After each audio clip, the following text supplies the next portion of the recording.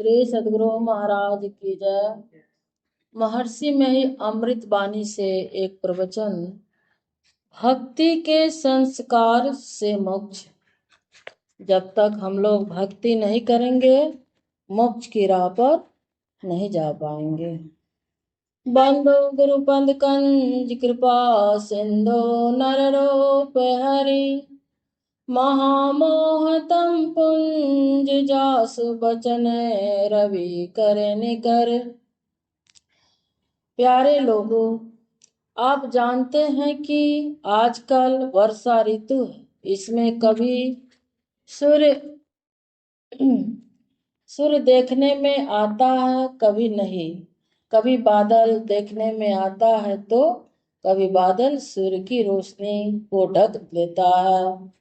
कभी हवा चलती है, कभी नहीं चलती है। ऐसे समय में भी आप लोग सत्संग करने के लिए आते हैं। आप लोग धन्य हैं। इस मौसम में अपने घर के कामों को छोड़कर अपने समय को सत्संग में लगाते हैं, बहुत अच्छा करते हैं।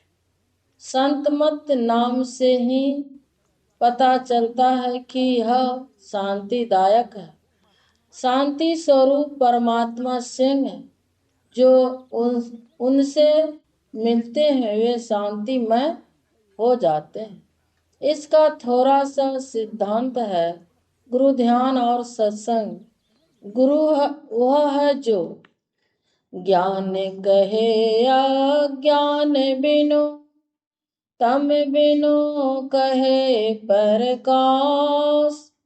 निर्गुण कहे सो सगुण बिनु सो गुरु तुलसीदास।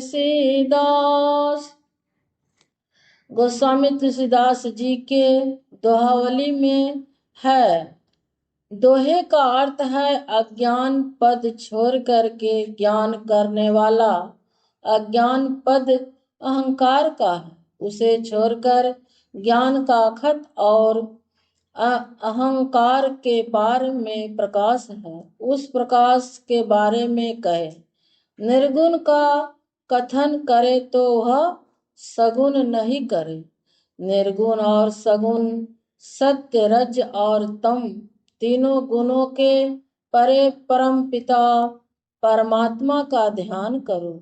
उसी का ध्यान मनन करो। गुरु सेवा सत्संग जो करता हो, करने के लिए बताता है हो, वैसा गुरु करे। सत्संग थोड़े काल तक नित्य करो।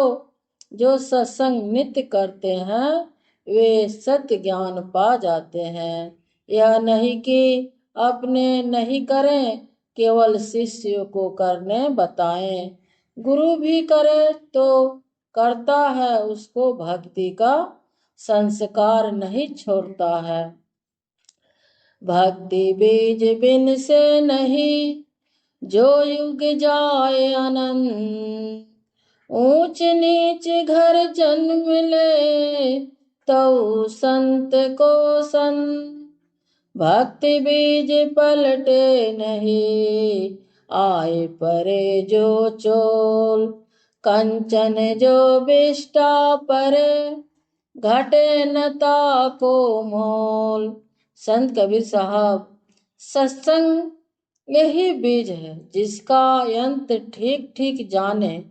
भक्ति बीज का विनाश नहीं होता।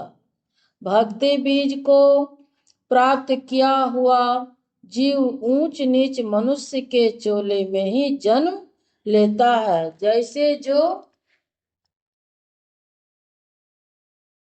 जो सोना बिस्टा में पड़ जाता है तो भी उसका मोल नहीं घटता। इसीलिए सत्संग ध्यान करते रहना चाहिए। करते करते जीवन मुक्त की सदा हो जाएगी।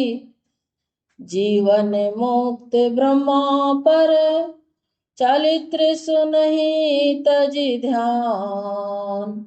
जे हरि कथा न करिए रति तिनके हिये पसान।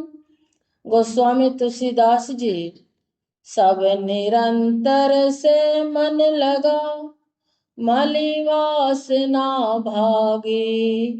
सोत जागत उठत बैठत कबहु न छूटे ऐसे तारी लागे। गुरु नानक देव वह सुनते सुनते एक जन्म में दूसरे जन्म तक यह भक्ति संस्कार शांतिदायक परमात्मा से मिला करके एक मैं बना देता है। वह सदाचारी शीलवान लोगों को प्रिय मालूम पड़ता है। वह ब्रह्म बाहर अंदर का सत्संग करते हुए कर्मयोगी बन करके रहेगा। उसको ऐसा मालूम पड़ेगा कि परमात्मा में मिल करके एक मैं हो गया। जल तरंग जीव जल ही समाई वा, तिउ ज्योति संग ज्योति मिलाई वा। कहो नानक ब्रह्म कटे की वारा, बहुरी न हो ये उजियारा जीव। गुरु नानक देव तब हम ऐसे अब हम ऐसे यही जन्म कलाहा, जो जल में जल पैस न जिसके दो टोरी मिला जुल्हा। संत कबीर साहब जैसे जल में जल बैठ करके नहीं निकलता है वैसे ही वह हो जाता है। कहने का भाव है कि जब तक हम लोग गुरु महाराज पर विश्वास नहीं रखेंगे और सत्संग भजन नहीं करेंगे तब तक हम लोग का भी यह शरीर जो है पाषाण की तरह रहेगा और आगे नहीं बढ़ पाएंगे। इसीलिए जितना भी कार्य करते हैं कामों को करते हुए हरदम सत्संग भजन में ध्यान होना चाहिए। कहने का मतलब सुमिरन हर समय होना चाहिए, तभी हम लोग आगे बढ़ सकेंगे। यह थोड़ा थोड़ा ही सत्संग हम लोग को हर रोज करना चाहिए। तो अब चोला छूट भी जाए या सत्संग के मार्ग में हम लोग जब चल रहे हैं, यदि अंत समय भी आ जाए तो ऊंच नीच घर जन्म लेंगे। जैसा कर्म करेंगे, यदि हम लोग अच्छा कर्म करेंगे तो अच्छा घर में जन्म लेंगे। खाने पीने उठने बैठने रहने का कोई दुख नहीं होगा और तब हम लोग का फिर गुरु महाराज का संग होगा। संत के घर में जन्म लेंगे, यदि हम लोग कुछ कर ही नहीं पाएंगे तो कुछ नहीं होगा।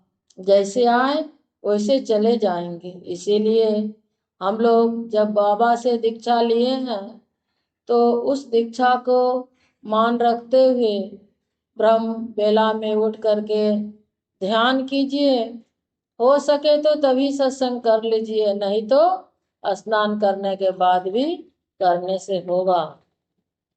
लेकिन बहुतों लोग तभी सत्संग कर लेता है गृहस्थ आश्रम में जो है, गृहस्थी में फंस जाने के बाद समय इधर उधर हो जाता। इसीलिए तभी थोड़ा थोड़ा ही कीजिए। वैसे करते करते करते करते जब इस जन्म में मोक्ष की प्राप्ति नहीं हुई तो करते करते कई जन्म लग जाएंगे और एक न एक दिन मोक्ष की प्राप्ति जरूर होगी। बोलिए प्रेम से श्री सद्गुरु महाराज।